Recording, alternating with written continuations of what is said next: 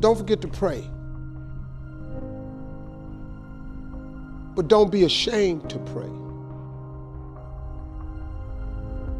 And don't be too proud to pray.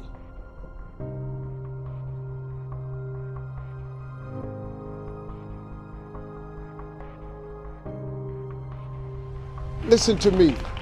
I don't care how dark it look for you. I don't care what they done said to you. I don't care what the verdict is. I don't care what the haters say. Prayer changed things. I'm talking to a girl that I grew up on a block, man, that it didn't breed success. A lot of people on our block ain't here no more, man. I grew up in a place, man, that was you had to be something else, you come up out of there. Prayer changes things. I was told I would never be nothing. Prayer changes things. I flunked out of school. Prayer changes things. I'm on my third marriage, lost everything I've owned twice. I've been homeless and lived in a car for 3 years. Prayer changes things. Prayer.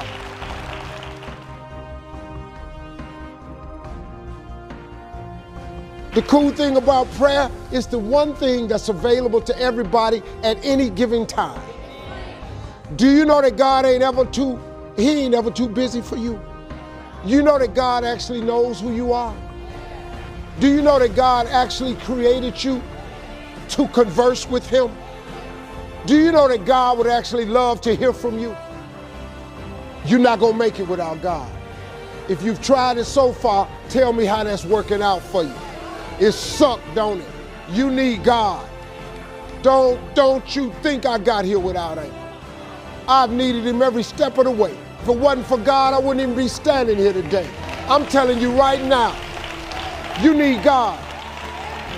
You need to tell him that you need him. Quit being ashamed about it and worrying about who looking. Go somewhere by yourself today and tell God you need some help. Tell him that you're just tired of trying to figure it out for yourself. God has an incredible life for you. He really does. But you ain't gonna get there if you give up. You can't get to what God got for you if you stop. You can't get to what God got for you if you're afraid. Now I know taking chances is kind of fretful, but the best things in life is on the other side of fear. But one of the things that I've always done to help overcome my fears is I make my dreams bigger than all my fears. I have dreams that's so big that not getting there is just unacceptable. It doesn't make any sense for you not to have the life that you dream of. It does not make any sense. God really does want to use you as an example of what he can do. You just got to volunteer. But you got to be willing to go through something to get to it. Success ain't free. They ain't passing out money, man. Ain't nobody sending none to your house. That ain't how this works. You got to go get it. But in order to go get it, you got to want something. You got to have vision boards. You got to have stuff you dream about. You got to have this stuff written down. That being successful is not an accident. Hey man, stop thinking, man, that your life is over because you're a certain age. Who are you to determine? You know what I can't stand when I hear Christians say, well, I guess it was the Lord's will. If it was the Lord's will, I would have had some money by now. No, you can't dump that on God.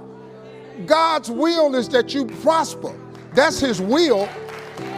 Now the fact that you done made some adverse decisions to stop your prosperity train from happening, don't dump that on him. God comes to give you life and give you life more abundantly. That's what he say. Well, then the question is, where your abundant at? You're going down to church, you're memorizing all these scriptures. Why don't you apply some of them? He come to give you life and give you life more abundantly. God got a great life for you, man, but you got to want something. You got to want it, you got to write it down. Most people don't have what they want in life because it ain't written down nowhere.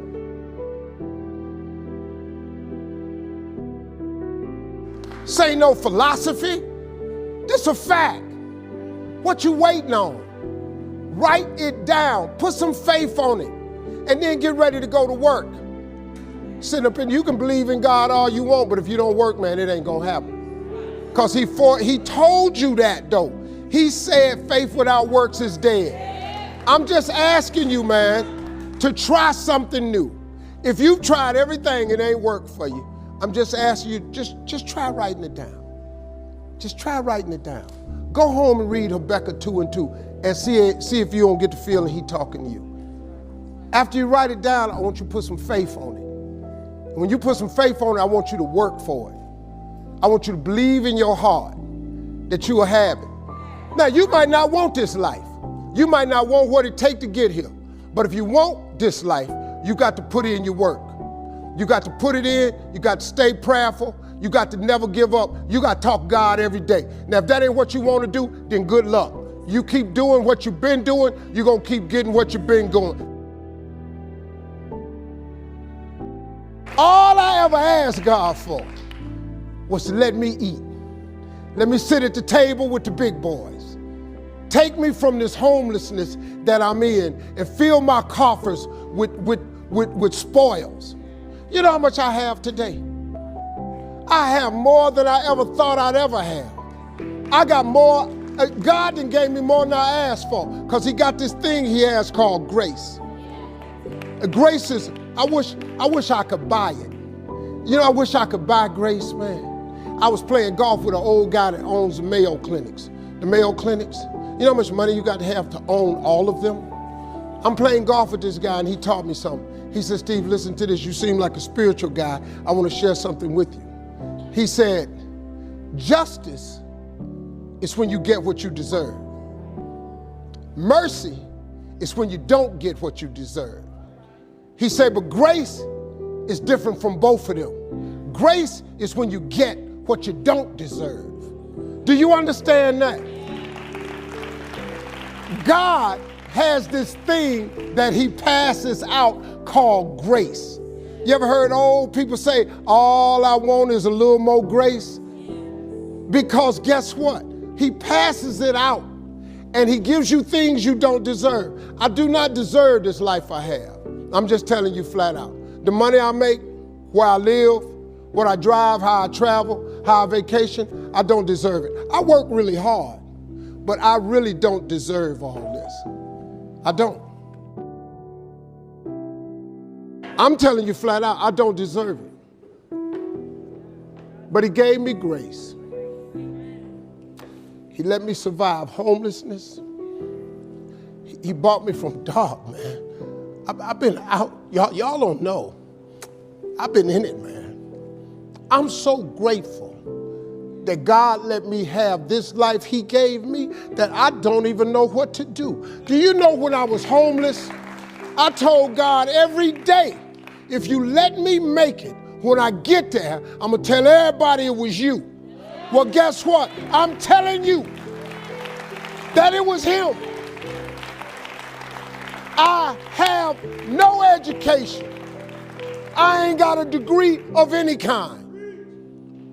What you see today is a boy that come out the bottom who believed in him when it wasn't no sign of me getting over, who kept doing this thing that his mother taught him. She said, when it get dark for you and you can't find your way, and boy, I was lost. She said, don't forget to pray. Don't be ashamed to pray. And don't ever be too proud to pray, because prayer changes things. You have got to pray. You know what you ought to get?